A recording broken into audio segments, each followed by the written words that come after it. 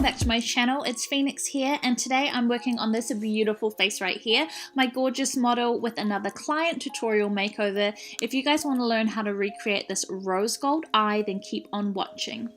So I'm going to start with the eyes and brows first. I'm going to be using the Norvina palette for only the second time, so just in case there is a little bit of fallout from the frost shadows, I'm going to do the eyes and then the base.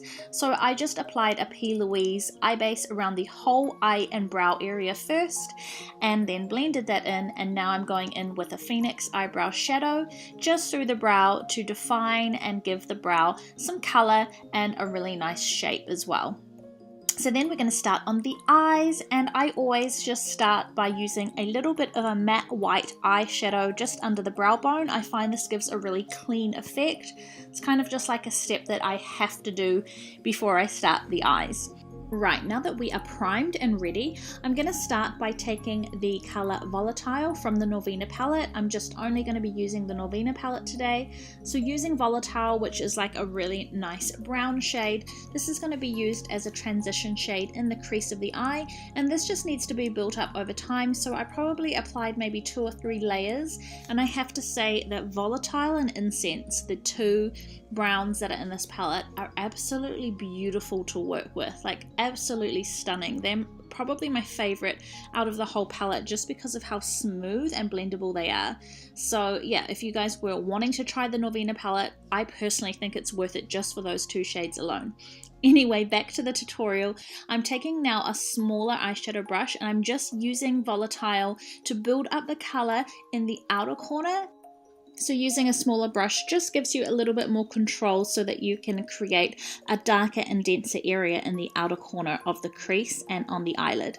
So now taking the Louise base, you could also use a concealer to do this. I'm using quite a small eyeshadow brush, and I'm going to go in and cut the crease, but I'm only going to do this about halfway because I want it to blend out about halfway so that it's really softened.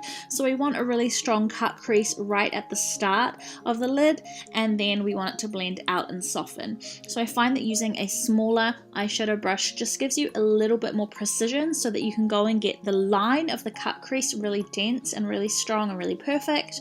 And then of course you can just use a fluffy brush like what I'm doing now just to blend and soften the eyeshadow so it fades out really beautifully, and you just have a really nice transition from that concealer, and then it just blends beautifully into that matte brown eyeshadow.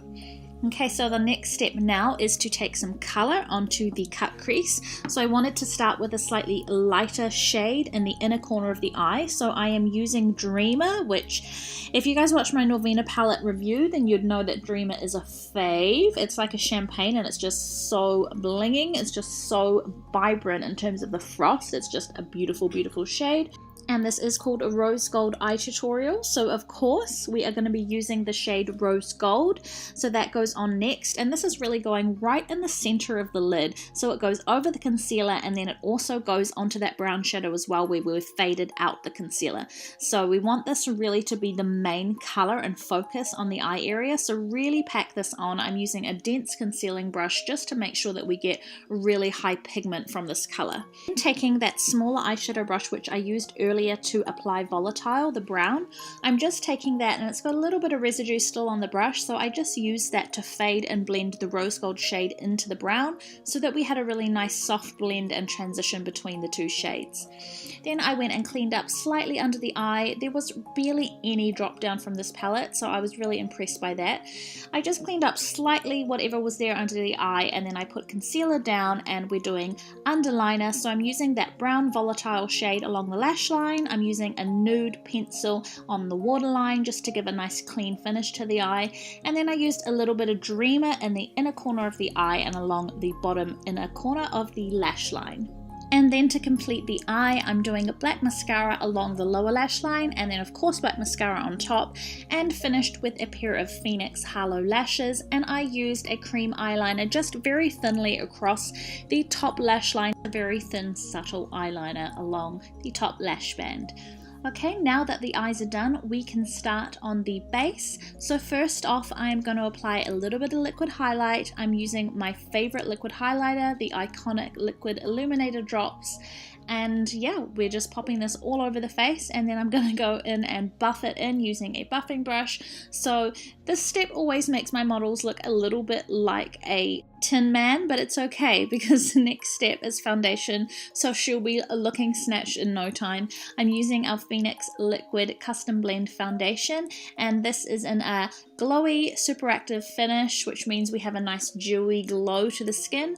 And I'm just applying probably about a medium coverage, I'd say. I just did one layer, but I used a foundation brush to apply, and then I used this great flat buffing brush to buff in the product once I'd applied it. I really like that combination of foundation brush to apply to give a really nice coverage, and then the buffing brush to buff it into the skin because it just makes it look buffed out and flawless.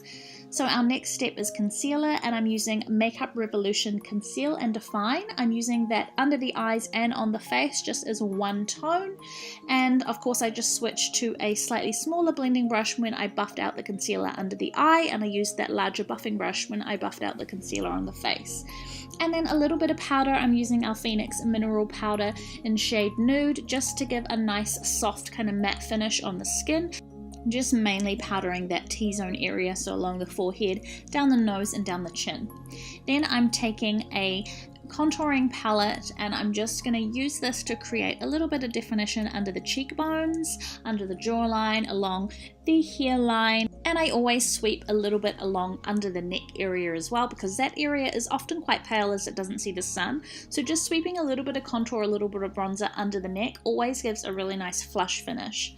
And then I used a little bit of a pink shade. It was a matte pink highlighter called Hush Pink in the Phoenix range on the cheeks. Just a really subtle, very natural pink blusher there. And now we're using highlighter. So today I am using Phoenix Highlight in shade 02 and Enlighten. I'm just mixing the two shades together to create this really gorgeous golden shimmery glow. And then on the lips, I'm using a Phoenix lip liner. I think this step's really important because lip liners just help to make the lips look really perfect and defined and just a lot sharper than using a lipstick on its own. And then that is our completed look. So this is the before and this is the after. I want to say thank you to my gorgeous model for letting me work on your beautiful face. Thank you guys for watching. I hope you enjoyed the video. If you did want to see my initial Norvina palette review, I'm going to drop the link in the description box below, so check that out. Thank you guys so much for watching, and I'll catch you next time. Bye guys.